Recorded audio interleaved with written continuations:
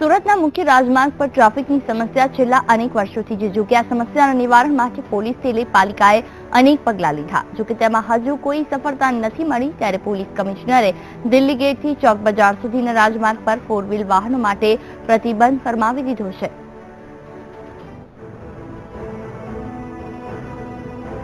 સુરત શહેરમાં વસ્તીના ભારણ સાથે વાહનોનું ભારણ પણ વધી રહ્યું છે।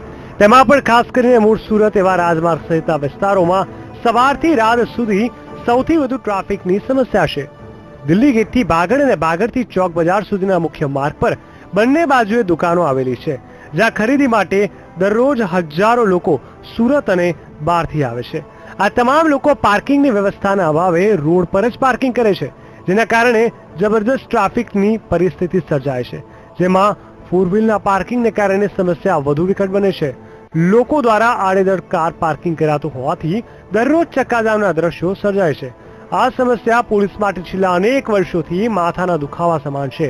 ત્યારે શહેર પોલીસ કમિશનર સતીશ શર્માએ ગંભીરતાથી લઈને રાજમાર્ગ પર 4 વ્હીલ વાહનોના પ્રવેશ પર પાબંદી ફરમાવી દીધી છે।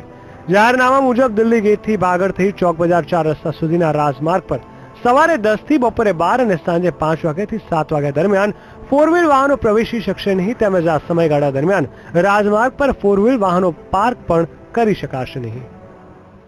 પહોળાઈ એટલી નથી કે હાલ પ્રમાણમાં જે વાહનો ત્યાંથી પસાર થાય છે એ બરાબર પસાર થઈ શકે, જેના લીધે વારંવાર ત્યાં ટ્રાફિક જામ થાય છે અને વાહનો પસાર થવામાં તકલીફ પડે છે।